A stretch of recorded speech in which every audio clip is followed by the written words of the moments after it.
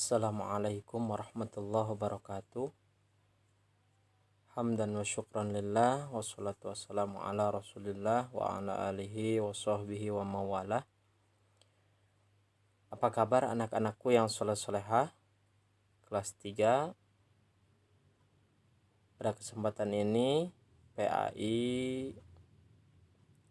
pada pelajaran PAI akan membahas mengenai tentram dengan berperilaku baik. Minggu kemarin kita sudah membahas mengenai ikhlas. Dan sekarang kita akan belajar tentang memohon pertolongan hanya kepada Allah Subhanahu wa ta'ala. Baik anak-anakku yang soleh-solehah, tetap semangat. Mari kita sama-sama membaca doa. Bismillahirrahmanirrahim.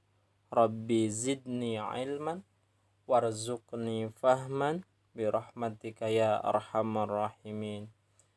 Amin ya rabbal alamin. Anak-anakku yang soleh-solehah, tujuan manusia diciptakan oleh Allah Subhanahu wa ta'ala adalah untuk beribadah kepada Allah Subhanahu wa ta'ala. Ibadahnya seperti apa?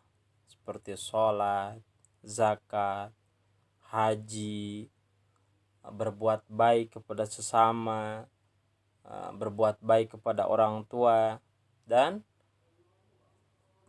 berbuat baik kepada lingkungan. Anak-anakku yang soleh-solehah, setiap manusia pasti punya masalah, punya keinginan, punya kemauan, dan pasti butuh pertolongan. Nah, kepada siapa kita harus meminta tolong? Hanya kepada Allah Subhanahu wa ta'ala kita meminta pertolongan. Dalam Quran surat Al-Fatihah ayat 5, A'udzubillahi minasyaitonirrajim. Iyyaka na'budu wa iyyaka nasta'in. Hanya kepada Engkaulah aku beribadah dan hanya kepada Engkaulah aku meminta pertolongan. Kita harus meminta pertolongan hanya kepada Allah Subhanahu wa ta'ala. Kita harus beribadah hanya kepada Allah Subhanahu wa ta'ala. Dengan cara apa kita meminta tolong kepada Allah? Caranya dengan berdoa kepada Allah Subhanahu wa ta'ala. Kapan kita harus berdoa? Ketika waktu lapang, waktu luang, ketika waktu sempit, sama harus berdoa. Ketika sedang senang, kita harus berdoa. Ketika sedang susah, sama harus berdoa. Ketika dalam keadaan duka, dalam keadaan sedih, dalam keadaan senang, bagaimanapun keadaannya, bagaimanapun kondisinya, kita harus tetap berdoa kepada Allah Subhanahu wa ta'ala. Apa keutamaan berdoa?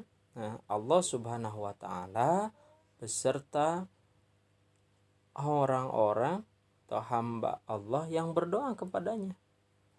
Allah senang ketika ada hambanya berdoa kepada Allah Subhanahu wa ta'ala. Allah senang ketika hambanya meminta kepada Allah Subhanahu wa ta'ala. Berarti tanda kesombongannya hilang.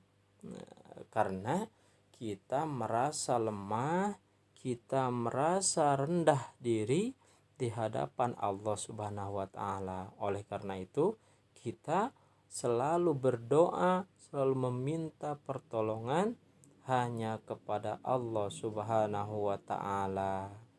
Nah, minggu kemarin kita sudah berlatih menuliskan doa-doa untuk orang tua.